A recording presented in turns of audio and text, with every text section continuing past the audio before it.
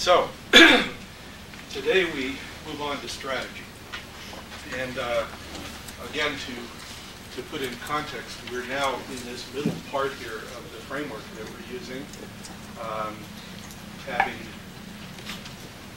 2 weeks ago begun work focused on relationships, and then last week on the first part of interpretive, the first kind of interpretive work, the motivational piece.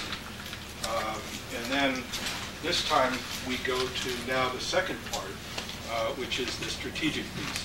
If you think of the motivational piece as being about why, then the strategy is about how. And the motivational piece about the emotional capacity to act, is one way to think of it, and the strategic piece as the cognitive capacity to act, because they're both required for action. The heart and the head need to come together in relationship to one another in order for the hands to be able to be meaningfully employed. And so that's kind of what these 2 weeks are about. They're about heart and head and how to put them together. And then when we come back, the first week we do is hands, which is the action piece, how it actually turns into action. On the stories, just a couple of things I want to emphasize. What makes a good story? What makes a good story? Yeah. It should have a good point. Okay, have a point. What else? Yeah. Oh, no, the story. Well, it needs to be engaging. Yeah. So what makes it engaging? What? Yes. Specific details. Yeah. This I really want to underscore that.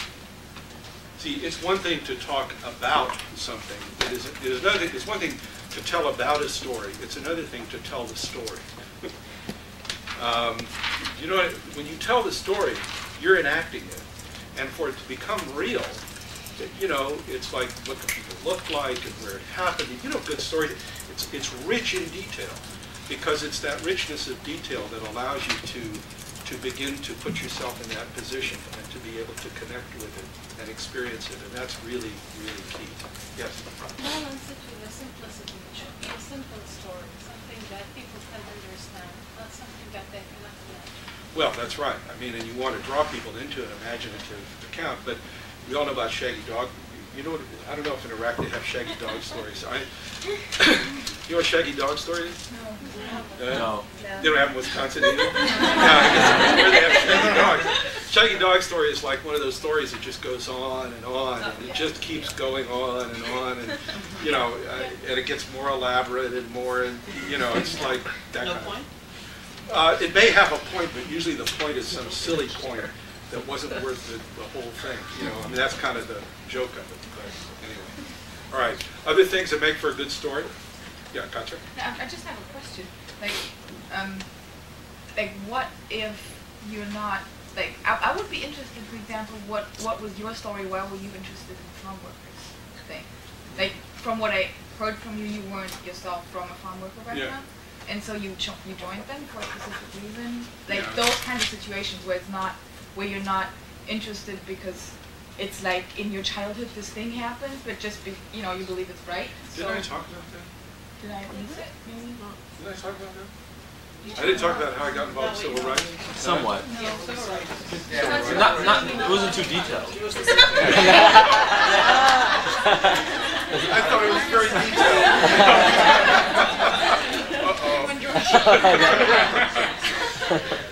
Because I thought I talked about living in Germany after the war. No. Yeah. Oh, the fantasy. Right. One-to-one meeting.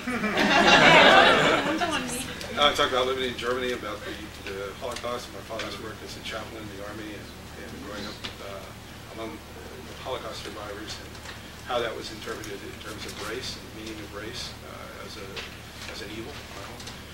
And I talked about Passover Seder's, I think, and sort of the experience there, and the particular parts of the ritual that make it real.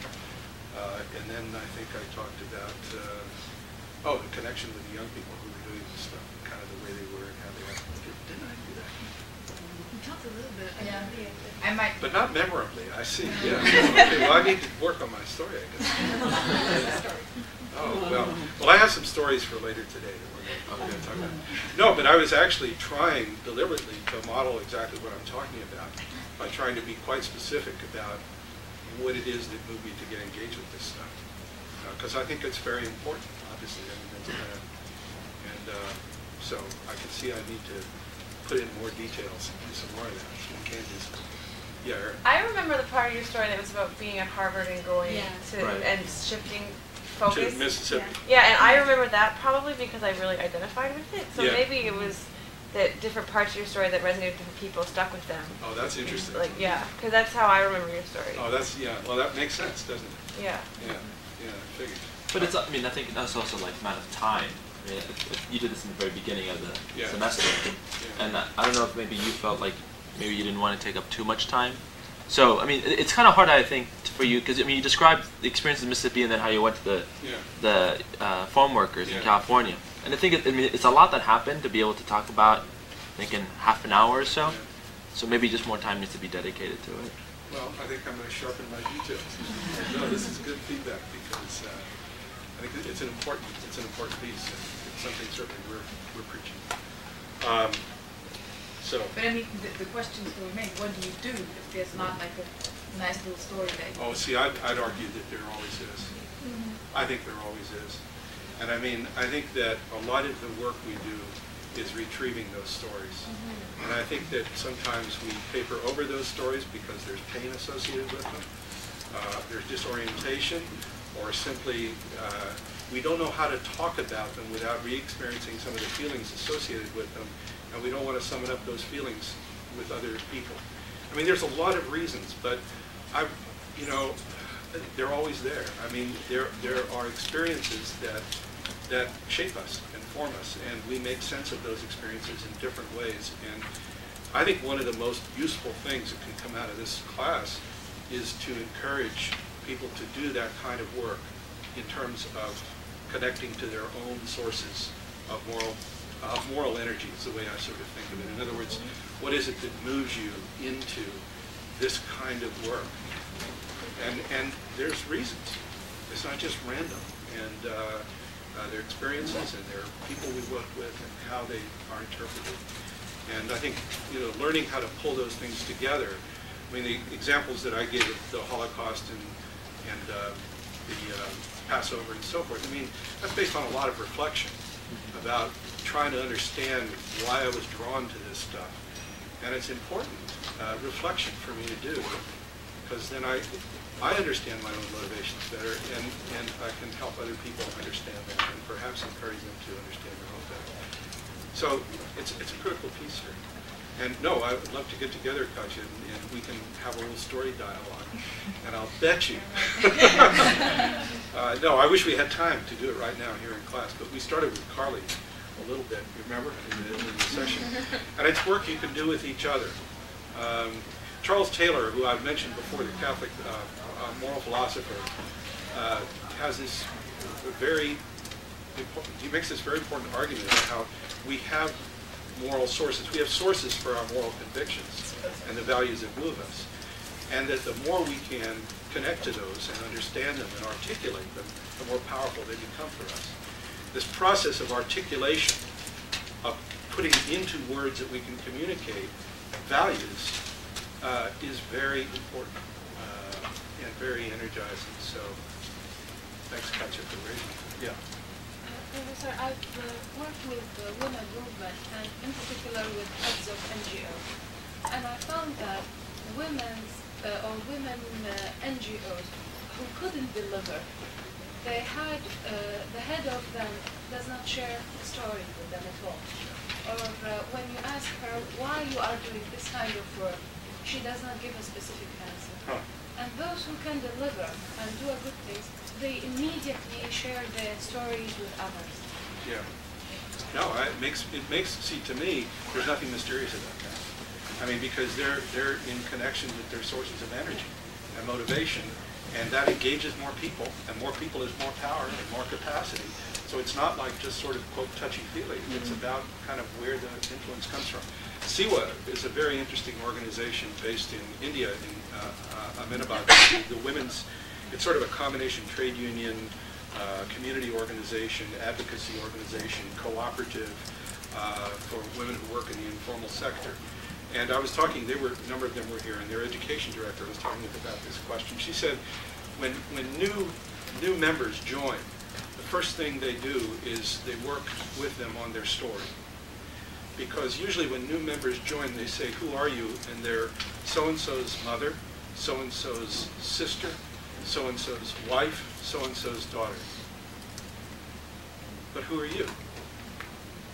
And there's a whole piece of work they do of reclaiming a story about who they are in relation to, rather than them as an appendage. So, so this makes a lot of sense. And really, this is identity work that is really important to do with ourselves and with other people, and that's so powerful. And it's evolving. I mean, because new chapters happen and new understanding comes. So it's not like it's frozen in stone. It's an evolving thing, but it's a very important kind of conversation to have with yourself as you move along, especially through public life. So thanks, Mishka. Yeah, no, that's makes a whole lot of sense. So the other thing I didn't get to mention much was about celebration. We talked about in some groups and what I meant by celebration. And we did the little applause, and then there was a song. And so that was kind of an impressive thing for me. But I don't mean celebrate in the sense of party time. I mean, yeah, that could be part of a celebration, but I'm using the term a little bit more like to celebrate Mass. I mean, like a coming together, where people come together and do things with each other that enable them to experience the values that they share, enable them to experience pride, compassion, connection, solidarity, hopefulness that are rooted in the values that move them. Of course, most religious celebrations are that, right? I mean, that's what a Mass is, right? I mean, Mass is it's an enactment of the Christian story, right? And it's enacted in the Mass, and the participation in communion is just like sort of the high point, right? In which there's this sharing of community and sharing in the Spirit, and the Passover Seder, it's a similar kind of deal. But look at graduation. I mean, just step back and think for a minute about graduation. Right? What happens at graduation? In my country, nothing. No, but here, what happens at graduation? Everybody dresses the same to begin with, right? Everybody's put in these uniform costumes, where so you come from your former life, your former individual life, then you're put into this sort of liminal state in the middle where you all look alike, and in that state you're celebrating and doing all this stuff, and then you're officially, declared, and then you take off the garb, and now you're now you are a graduate. Now you have entered a new status. It's all a very elaborate ritual celebration of a transformation in status, right? Of a small change in identity. It's like a story change. It's a moment in which your story is having a new chapter being added to it. It's just like bar mitzvahs. It's like quinceañeras. It's like, I mean, these things are all around us all the time. And they're important to us. But so when we're building organizations and movements and this kind of thing, they're an important part of it. And they're connected not just with winning. They're also connected with losing. And I don't mean, you run a campaign, you do the best you can, you lose. I don't mean that you pretend that you won, or that you say, well, it was really a moral victory, or that kind of stuff that we do to make ourselves. No, you acknowledge the pain of loss. I mean, it is a serious deal to lose something that you invest a whole lot in. But then you need to find a way to interpret it emotionally so that you can move forward, right? So you don't let the loss devastate you. I mean, that, at least in theory, is what funerals are about. Now, we know that often they don't work that way. They can be celebratory. They can be profoundly celebratory.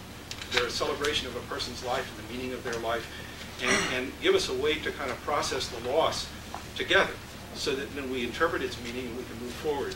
So, we celebrate losses as well as successes, because they're ways in which we can interpret what happened that we can then retrieve from it what we need in order to continue. In the civil rights movement, see, the civil rights movement is very well equipped to handle loss because you know, the role of suffering in the Christian story is very important, and the idea that suffering precedes redemption. And so, you know, when there'd be a reverse, you know, people understood, well, that was the cost of ultimate redemption. That's kind of how it worked. Now, not all faith traditions have that particular way of handling loss. Turned out to be very powerful, very important source of resilience. So this makes sense. So this is what so the celebrations are enactments of stories. They're like where the story, that's the theater of the story, you know, and so it's experienced more than just telling the story, but by people coming together and engaging in rituals together. The experience of the story is even more profound. And it's okay. Questions? Yeah. Yeah, can you give, maybe that was the specific example, but a celebration when there wasn't a victory? Can you give a specific example of What, a celebration when there wasn't a victory? Right, when there was a loss, I guess. Well, I mean, I can think of some of my own. Yeah. I mean, yeah. No, we had this huge campaign, 1976, to pass a ballot initiative, and they really trumped us. And so we had a whole thing of people reflecting on it and what it meant. And some speakers came and interpreted it. And, you know, we talked about what we learned from it. We had lots of singing. We had food, lots of food. But we didn't say, oh, we really won. But we tried to create ways to process that loss and then sort of reclaim the energy. I don't know if that's a good point. Yeah, no, that's not. Yeah. I'm curious, like, because, like, celebrating, I've been in groups before where it's like, okay, let's get together to kind of do work and celebrate what we do. And it's always moved to, like, let's totally avoid work and you know, let's go drinking. And I know that's important too, as far as like bonding and stuff. But how do you draw the line from one thing to the other? Well, I think it's an important distinction, right? I mean, it's great to have hangout time and go, you know, like in the Farm Workers People's Bar, which is a particular place in Atlanta. It's like did a great deal of service for the movement, but it was where people went to hang out. That wasn't where we had. Well, we would have mass every week. I mean, and in the Farm Worker concept, well, we had two weekly rituals. We'd have a Friday night meeting, which was like a sort of whole event. People would come from out of town and you know, bring stuff to the strikers. People would make reports, and everybody kind of knew the reports were a little exaggerated, but that was kind of part of the game. There would be actos, teatro, songs, and that was sort of like a weekly celebration. But it was totally in the context of the work and reports and so forth, but it had that whole deal. And with people coming from around, there were expressions of solidarity. And then there'd be mass once a week too, which was like, and usually there'd be a Huelga priest who had a black eagle in his vestment and so forth. And it was a very kind of expansive, inclusive kind of mass that wasn't, I mean, it created a venue for a celebration of community. I mean, the Kiss of Peace would go on for, you know, half an hour. I mean, that kind of. So it's like, is that, no, the other's fine, it's good, but it's not, this is not what I'm talking about. It's coming up with ways to do this stuff. Okay. So, all right, so we're all motivated, and we know why we're doing what we're trying to do. So now the question is, how do we do it? And I know this is a challenge people are facing in their projects, some projects more than others, and so forth. But I asked you to read the story of David and Goliath as a way to kind of get into this question of strategy. So what did you take from David and Goliath? Why David and Goliath? What did you take from that? Yeah, George. You have to realize like what your resources are. Like you know you can't, for example, in the story specifically, how they try to place this armor and shield, and basically something that David wasn't used to wearing. And it wasn't something that he could really use. It wasn't something he was familiar with, but he was familiar with his sling and the rock. So he used those resources as best as he could. So the lesson you would take from that for strategy is? It's a matter of self-reflection and understanding what it is that you can actually, you have to come up with your own strategy. I mean, you can try and listen to other people, but really have to think about what are your strengths and try and push those forward. No, that's good. That's good. What else? Yes? I think he says that, or maybe I can put it that way, think big but act small. And I think he distinguishes between the vision, the big ideas, and it seems that he doesn't concern this is strategy, or this is the vision that you have to narrate it a little bit to come up with something practical that you can do. So how does this happen in David, in the story?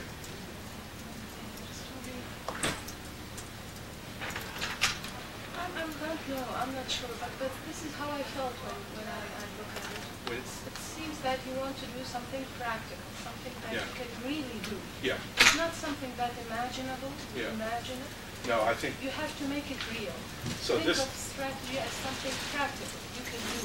So this goes with Jordan's point. I mean, in other words, for David to have gone in with the sword and the shield wouldn't have been a very practical thing for him, right? It's not something he could do. I mean, so you have to come up with a way that could work for him, given who he was and what he could do. What else? Well, he was definitely motivated.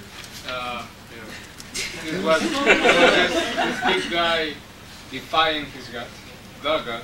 Yeah. So that was a really his motivation.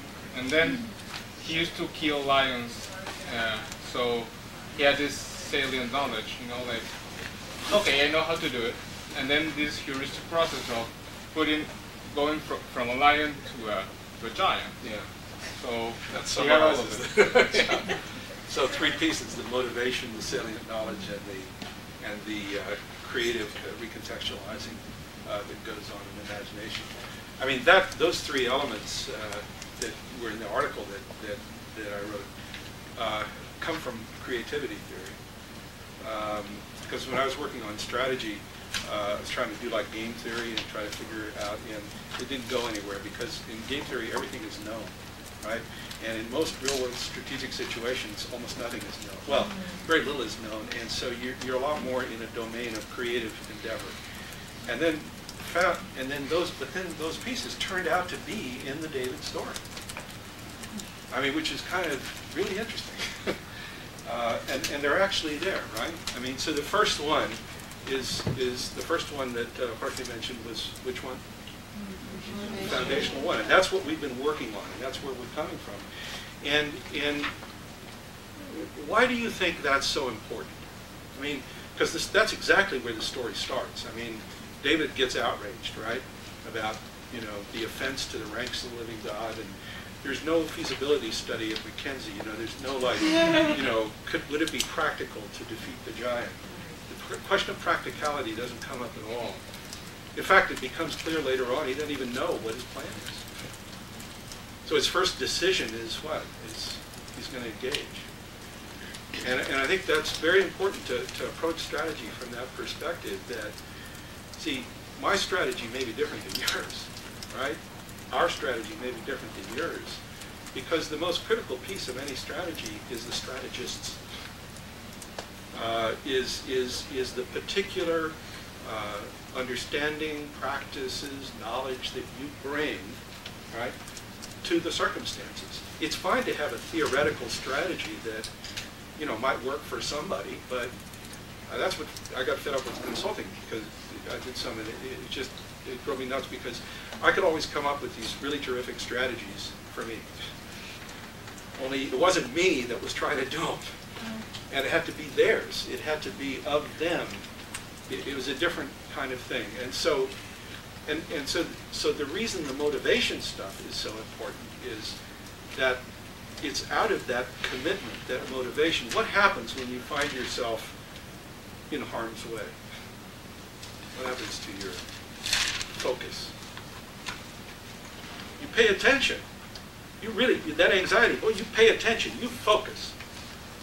And see, starting with this commitment, as David does, starting with the motivation, say, okay, I'm going to do this. So now I've put myself in a situation where it really matters to me. Doing this. So what does David do then? That's one. So then the second point that Jorge mentioned was what? And also, okay, but so now what was the encounter there? What did the king tell him? Yeah.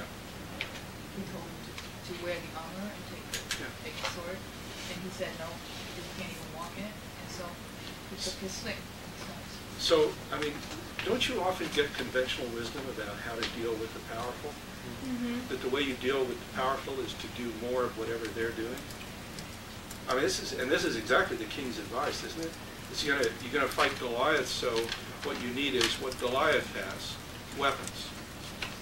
Little problem, Goliath's a lot better at it. He has more of it, right? But when you get that advice, sometimes you don't quite focus on that, do you? Sort of, oh yeah, so if I'm gonna fight these guys and they have all this money, well then I need to go out and raise as much money. Or I need to go out and, but that's without looking at the question that several people mentioned, the question of, who am I? What do I have?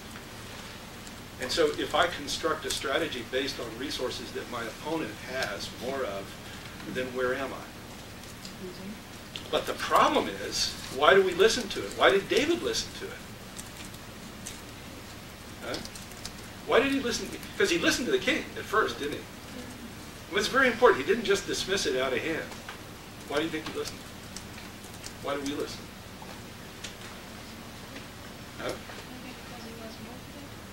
Well, he's motivated. He knew he had to face this warrior. He said, "Ooh, I need something." Traditional. Huh? It's out of nervousness. Yeah, and hey, and this guy was the king, right? I mean, kings know what's going on, right? That's why they're kings, right? No, powerful people give you advice. I mean, you better pay attention, right? It also seems to be a question of schema. Like there's like if you go there's the schema, if you go fight in a battle, then you wear this and you do that, and you have to get rid of that schema before you can think of something else. So then, why was David able to make that move?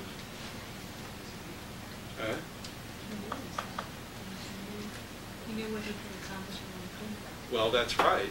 But I mean, he was in this battlefield, and he was being given the conventional advice of what you do in a battlefield. Is you put on a sword and you go fight. That's what people do in battlefields, right?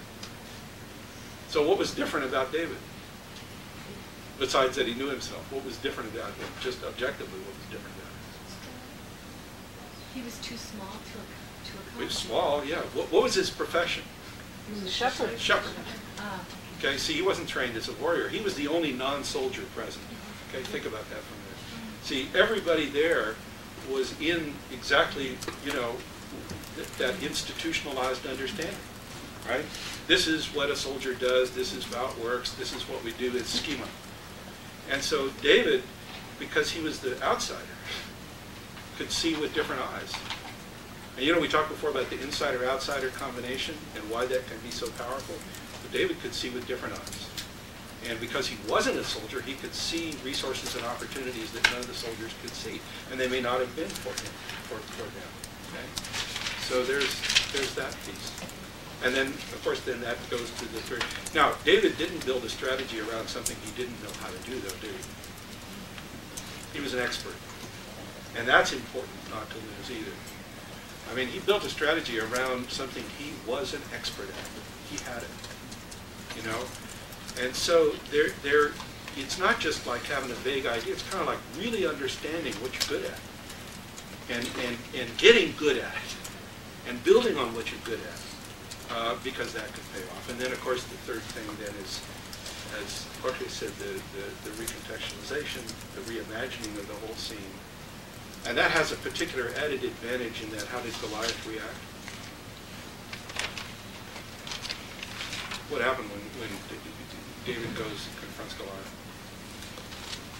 What did Goliath do? Yeah, ha, ha, ha, right? And in the middle of the third ha, the stone goes right before it, and there you go. And I mean, Caesar used to say, power makes you stupid. And what he meant was that there is a kind of arrogance, and resistance to learning thinking you don't need to learn, that you know how to do it, that's associated with having had access to lots of resources. You begin to rely on those resources because, and so you're confronted with something novel or something different like David, and you don't take it seriously. And so then that creates the opening. That creates the opportunity for the resourceful to defeat the one with the resourced, right?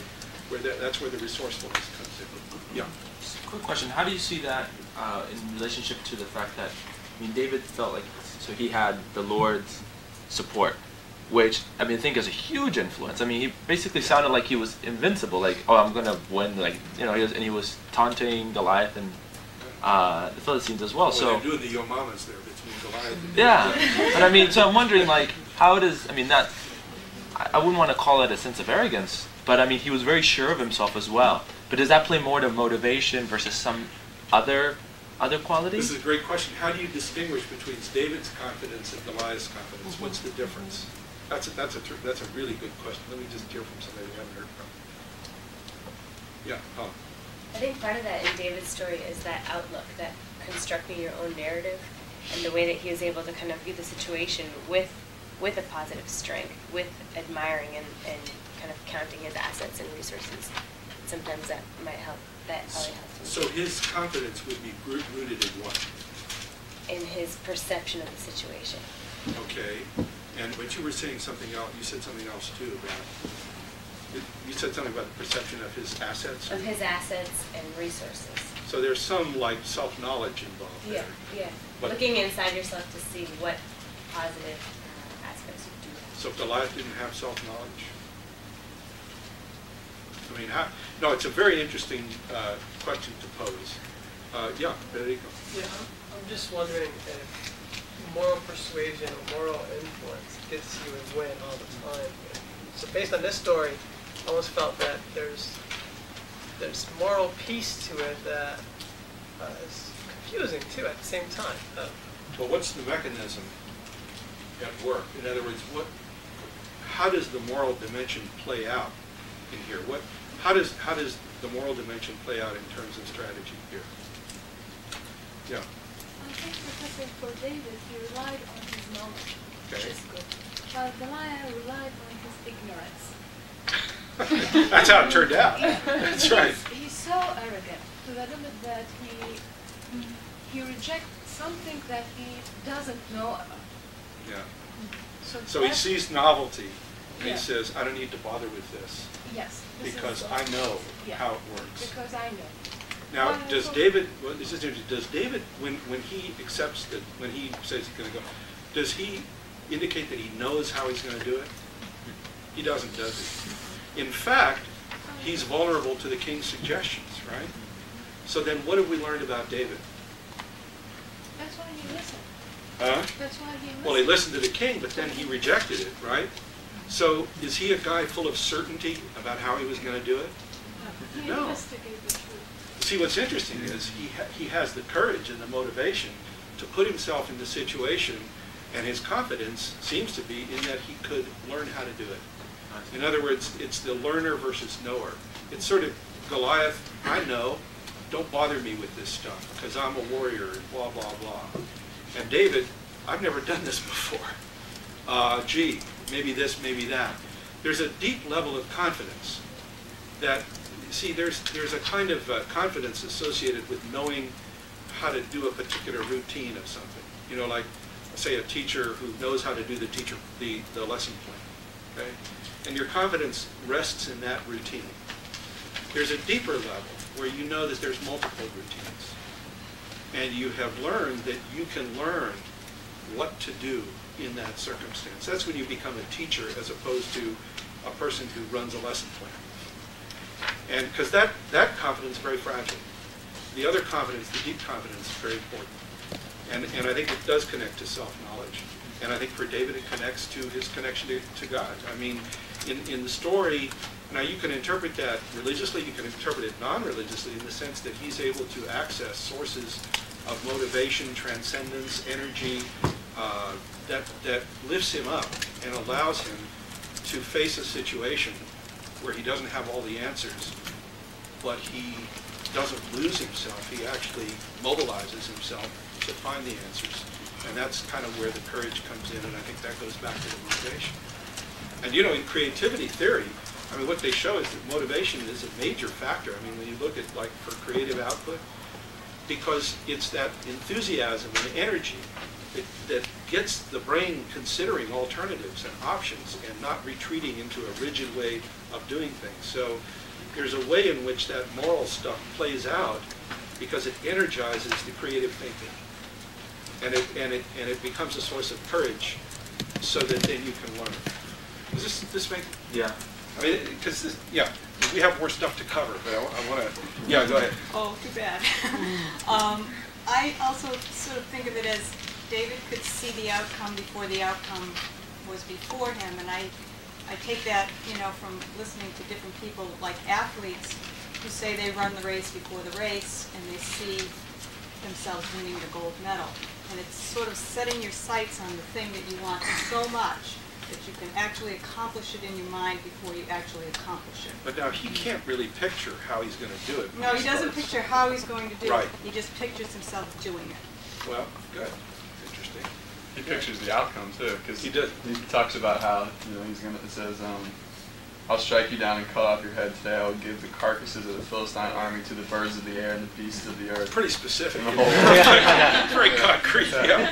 He knows. But the key is that he says that he's going to do it in the Lord's strength. That he's not going to rely on the same weapons as Goliath was relying on. And so he derives his motivation from something bigger than himself. I mean, there's a paradox there, or an apparent paradox of confidence and humility, right? In other words, recognizing his limitations, his confidence in the source of his moral energy allows him to see much more clearly. In other words, because he doesn't get stuck in sort of an inflated idea of who he is and what he knows how to do. I mean, it's very, because we don't associate usually humility, or often, with confidence, but they're connected here in an interesting way, and I think it's really worth paying attention to, because it's like recognizing our limitations is not to not have confidence. The confidence is associated with recognizing our limitations and yet knowing that we can deal with it, believing that we can deal with it, having the faith that we can. So, I mean, so the link between motivation and strategy is much deeper than sometimes people think. In fact, sometimes people argue that the motivational stuff is crazy and irrational, and we need to keep that under control so we can do good analysis and good strategy. And my argument is that it's just the opposite. I mean, that's what fuels the capacity to do good strategy because of the nature of what it is. Okay. So what is strategy? Here's strategy. What is strategy? The clearest way I've come to think of it is turning what you have into what you need to get what you want. I'll put that in there. Turning what you have into what you need, which is usually power of some kind or another, to get what you want, an outcome that you're trying to achieve. Okay? And I think it's, well, the word comes from the Greek. Strata was an army. I mean, strata is a word for plane. And so an army was deployed on a plane. So it's called a strata. And so the general was called the strategos, who was like up on the hill, you know, responsible for figuring out how to achieve the outcome which was desired, which was victory. And so then he had troops to deploy down here. And I can't ask you what they were called because it's written right up here on the sign. These were the tacticas. See, the ranks of soldiers were called tacticas. And so the strategos deployed the tacticas. And so tactics are not mini strategies. They're something different, okay? And we get confused about this. If we think of a necklace, the beads on the necklace are the tactics. The thread that runs through and links them all, that's the strategy, okay? It's not like there's a big bead and then the little beads, or, you know what I'm saying? I mean, strategy is a theory. It's your imagination of how you're going to take the resources that you have over here. How are you going to take those resources, and what are you going to do with them in order to accomplish the outcome that you're trying to accomplish? Okay? It's a theory of how that's going to work.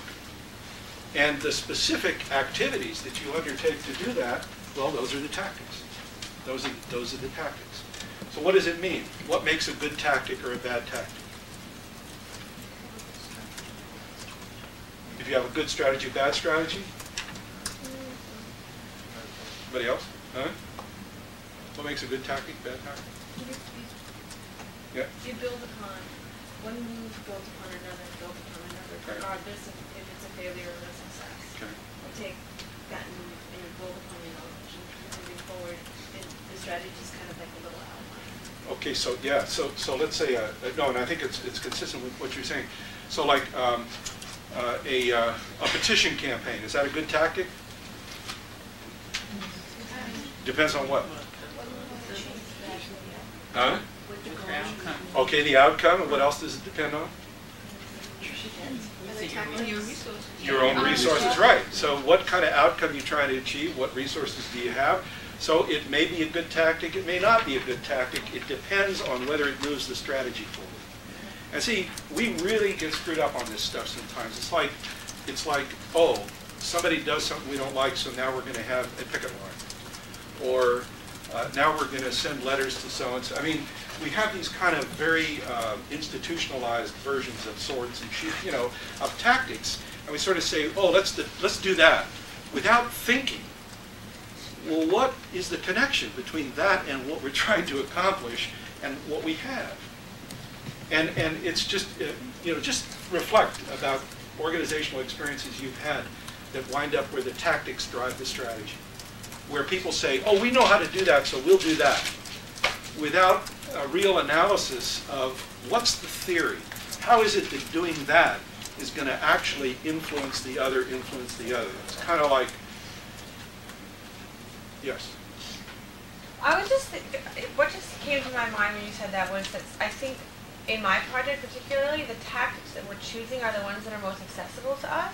So that they might not be the best ones, but they're the ones that are most immediately available. And, so that's have one like have a potential vision of success. Okay, so let's say in terms of your resources, those are appealing tactics. But then what else do you have to look at? The bigger picture, I guess. Well, what else? If you think of that as one half of the thing, okay, that gets you from here to here. Okay, what's the outcome you're trying to produce in your case? Having like a human rights signature. Okay, so then what you have to do? What does she have to do then for that second part? Like a million. No. What's the strategic task to do? What's the strategic analysis that has to be done? Why? You need to find out who your targets are. Who is in charge of taking that out? Okay. You know, and then how do you get to those? Who do you know has looked at that? How can you, as your status as a student, get to those people? And then how does that come back to the tactics that you use? Trying to reach to those people and come up with ways to contact them. Yeah. See, you see what Nellie was just saying? See, there's one end of it is, okay, our resources equip us to do these things. But over here, you got to have a theory of how you're going to make that outcome happen. In other words, you know, who can decide over here? See, this goes back to the power analysis. It's exactly. Who can decide there's going to be a human rights major? Who are the decision makers? Remember, second phase of power, first phase of power, third phase of power. Who are the decision makers? What influences them? What are their interests? Right? Takes you back to the question of what? What resources do we have that can influence their interests? Remember the power analysis thing? And so you've got to close the loop between your resources and their interests. And otherwise, you've got half a strategy. You say, well, we can do all this stuff, but gee, what's the other part of the theory? Does this make sense? It's theorizing it all the way through. And I'm using the word theorize deliberately because, you know, we want to think, oh, theory and practice. But see, there's a theoretical component of all the practice that we do, which is simply our imagination, using our imagination to imagine ways through things. So the resources So now, to devise a good strategy then requires intimate knowledge of your resources is one thing, right? Constraints that you may have to operate among opportunities, I'll mention that in a minute. But then the other very specific thing it requires is clarity about your outcome. See, if you don't have a clear picture, like you're going to feed him to the dogs, or what was Aaron? If you don't have a clear picture of what it is you're trying to produce, to make happen, how then can you evaluate the likelihood that you're going to be able to make it happen based on the resources that you have and your tactics?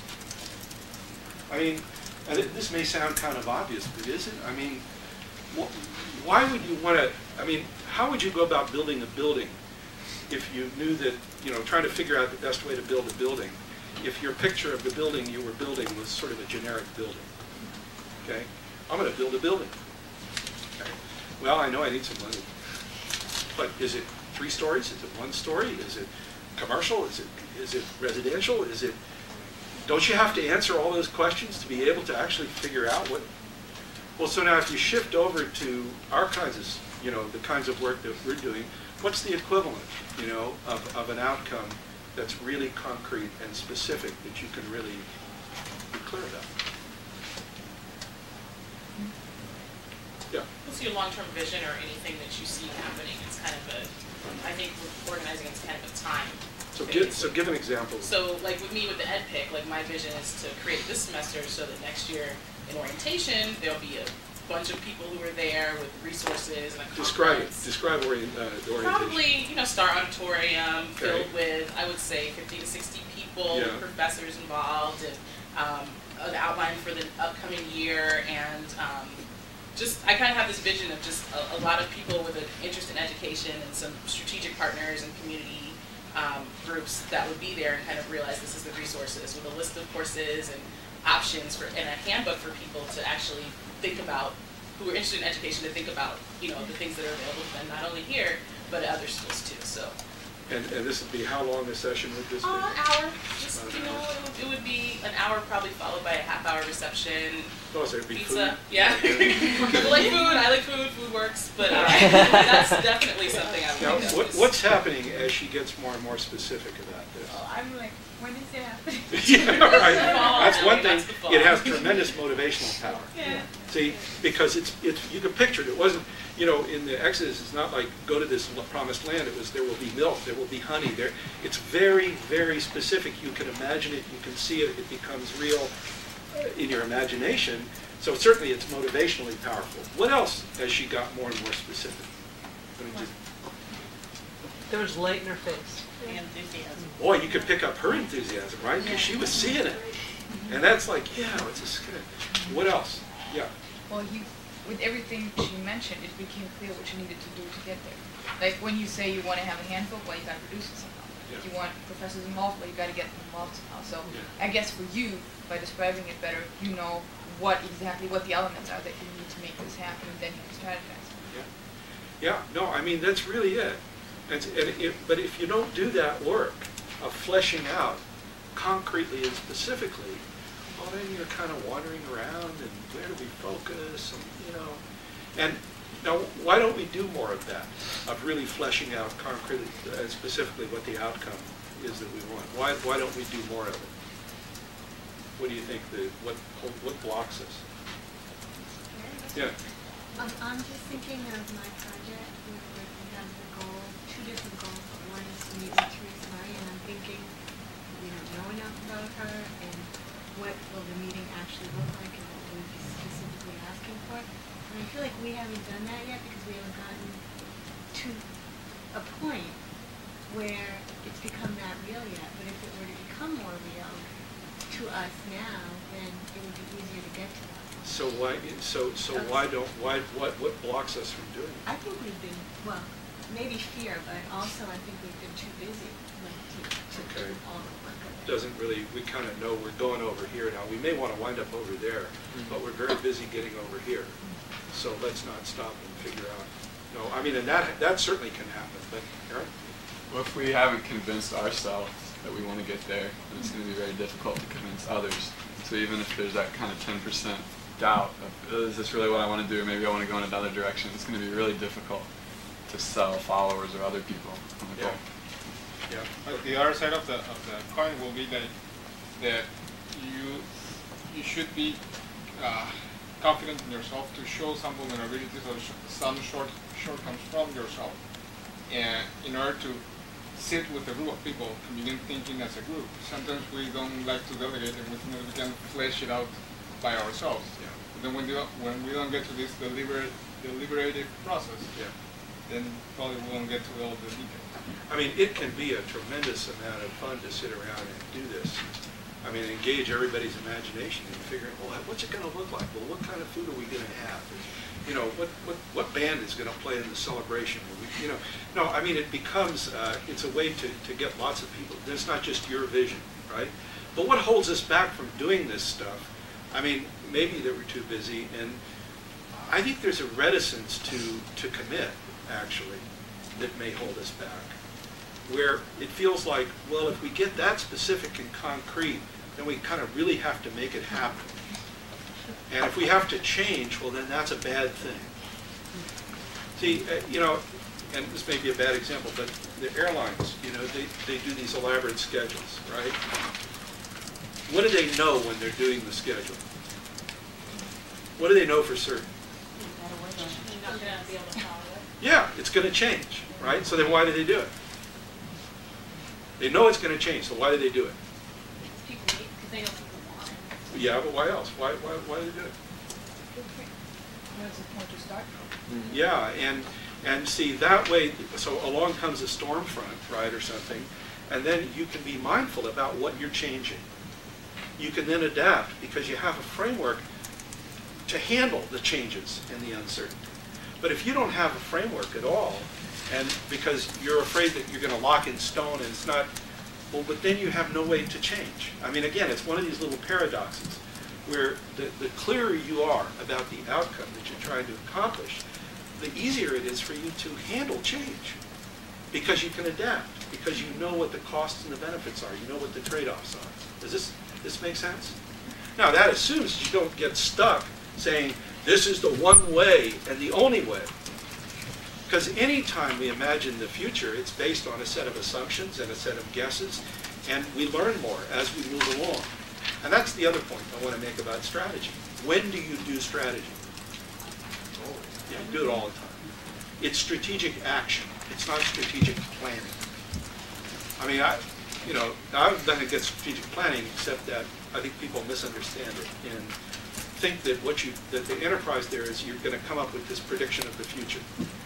And it's not how it works. What you can do usefully in strategic planning is get a common picture. Get everybody on board, seeing the same outcome. And that's very useful. And you can kind of see where you are, and all that's great. But it's not a prediction of the future. And from my point of view, the real strategic talent shows once you start encountering all those unexpected things that happen. And it's your then capacity to mindfully adapt so that you're still moving towards your objective, changing what you need to change, responding to what you need to respond to. That's where the real action is in strategy. When Alinsky said the action is in the reaction. I mean, it's kind of like, when you're dealing with an adversary, you're doing something, they're going to do something. And then your ability to then handle what they did and come back, that's where the strategic art is. See, that's where this strategic imagination is really. So it's an ongoing kind of activity. And part of the dilemma is, too, that it requires two things. It requires this and this. What do I mean by that? What am I trying to say? Right. The one with the vision and the people who are going to fulfill the vision by doing the tactics. Well, what do these people know? What word? Well, what else do they know? Where are they? They're right there on the battlefield. Boy, they know kind of what's going on. What does this person know? The big picture. Yeah. And see, the tension is that you have to have both. See, and it's not top down, bottom up. It's like the real gift in strategy, I think the real deal there is intimate knowledge of the details. You know, because it comes back to, like we're talking about stories, about specifics. It's about specifics. A good strategy in one setting is different than a good strategy in another setting because it's all about the specifics, what's really there in terms of resources and opportunities. So there's a requirement of real intimate knowledge of detail, but not getting stuck in the detail, being able then to put it in perspective. And sort of how you navigate those two perspectives of the intimate knowledge of the detail and then the capacity to go up on the mountain, that's where the strategic imagination comes from, it seems. I mean, David knew how to use that sling. I mean, he really understood stones and slings, right? He also understood arrogance. I mean, he understood his opponent. He had some pretty intimate knowledge of the specifics of what he was about. It wasn't just sort of a general thing. So that's a few of the tensions in strategy.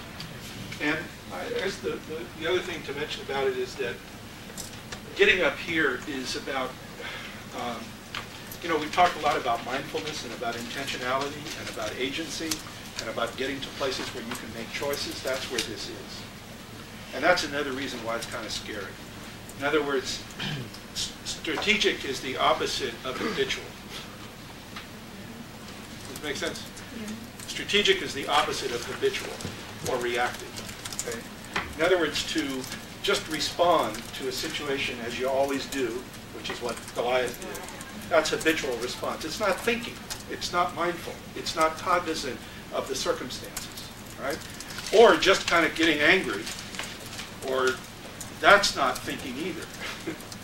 So it's this middle ground of being able to mindfully consider where you are, consider your alternatives, and that could be a very lonely place. It can be a scary place because you become conscious of the significance of the choices that you're making. You know, right now, I won't go into the whole Larry Summers thing, but right now, the university is in this state of utter flux up at the top. And it's a moment of enormous opportunity for anybody that's kind of got a plan. Because a lot of people got no plan. And so it is a scary time for an institution. But if somebody's knows where the stones and, you know, all that, it's a time of great opportunity because there's all this flux, there's all this mindfulness about the circumstances right now. Okay? So some considerations on strategy. So what does all this mean?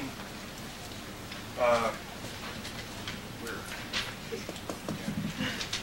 Doesn't illustrate it too much, but kind of the idea of what strategy allows you to do is you've got an imbalance here, right, of resources and interests. You know, we talked about power imbalances. What strategy allows you to do is find a way to bring them into balance without getting more resources, but rather by using the resources you have in order to produce more power. Remember we talked about the difference between resources and power? And the Montgomery bus boycott, and the idea everybody had these resources, but they weren't being used powerfully. By using them collectively, they turned into power. That was a strategic move. See? They didn't add to the resources. All they did was use them in a different way. And by using them in a different way, they were able to create new points of leverage and influence. So strategy is sort of about what this is supposed to show. It doesn't quite show. It's supposed to show it's like moving the fulcrum, okay, on the balance. In other words, it's like moving the point of leverage, literally, by being resourceful and by figuring out how to do that. So this creative, resourceful component of power is very important, and it's particularly important for those that are challenging the status quo. Because the preponderance of resources will always be on the other side. Well, that's just a given. I don't mean just like, you know, poor people fighting rich people, but it's just change, novelty, newness. The resources are always based on the past. They're not based on the future. And so if you're trying to make a different future, you always have to figure out how do you do more with less. I mean, that's the nature of it.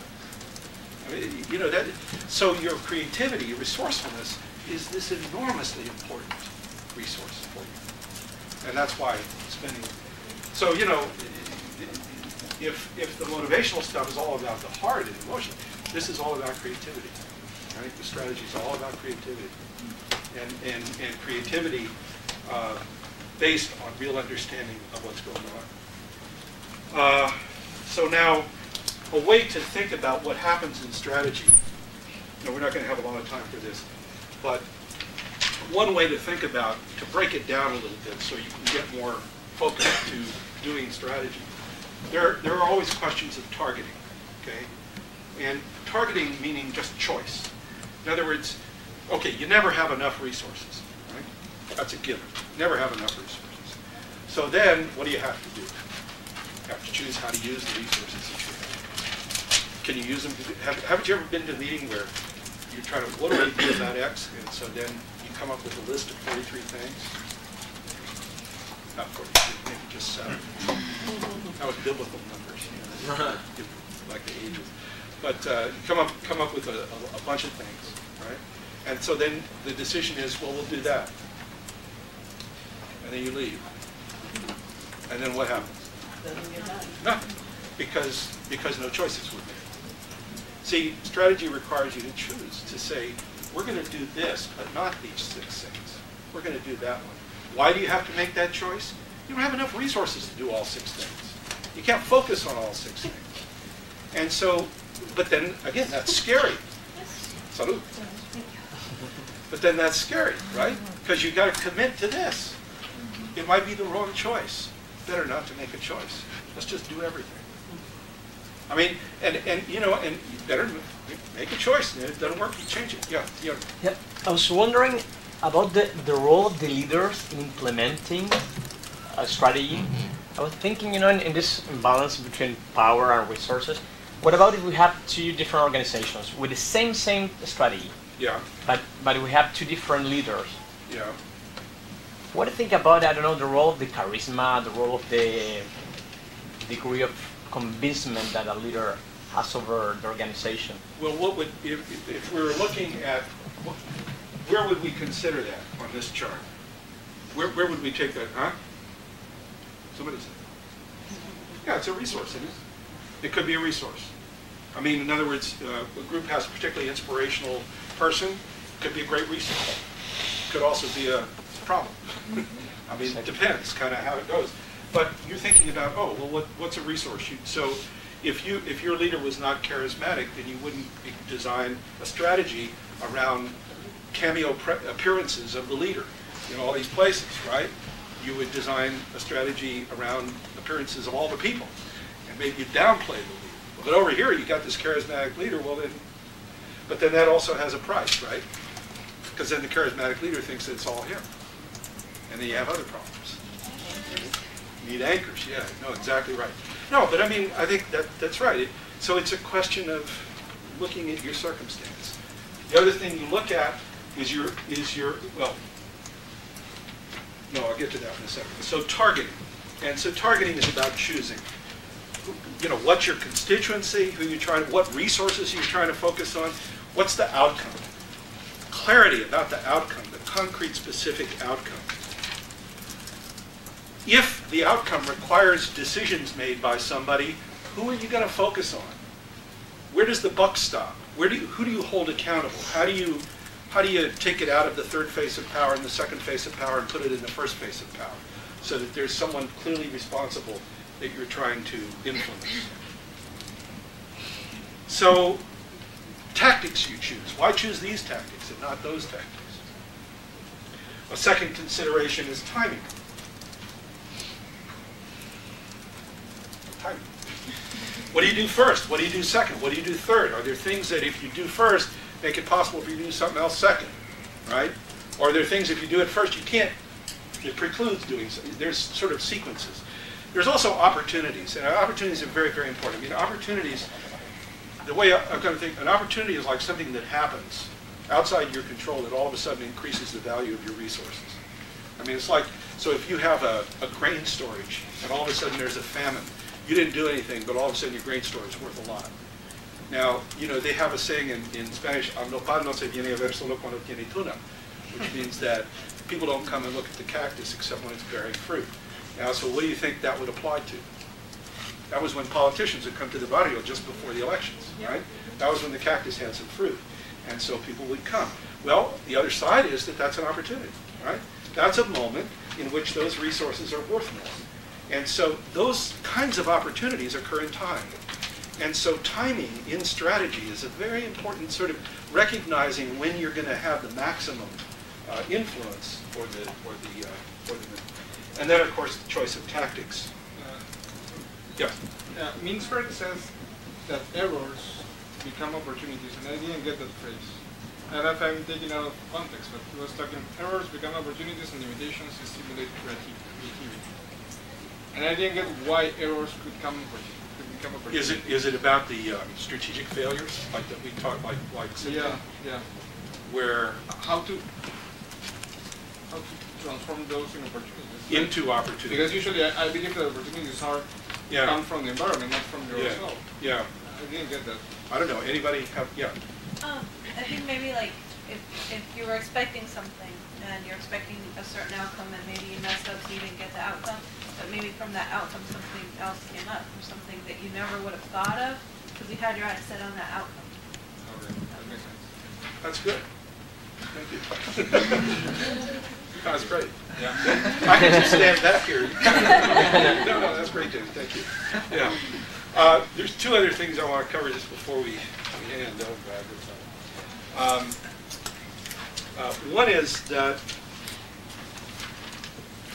One is about like at all levels of a plan. Okay, if you're talking about short-term, medium-term, long-term, if you're talking about local, regional, national, at all levels of a strategic activity, strategy is involved. Okay, it's not like strategy is done up here but not down here, or strategy is long-term but not short-term. See, what varies are the outcomes. Now, you may be working on a long-term outcome, medium-range outcome, short-term outcome, a local outcome, a state outcome, a national outcome. Strategy always involves then being clear about what the outcome is you're trying to produce. You're always building on resources that you have, and you're always trying to figure out how do you use those resources to produce that outcome. Okay? So there's a strategic element to planning your next meeting, right?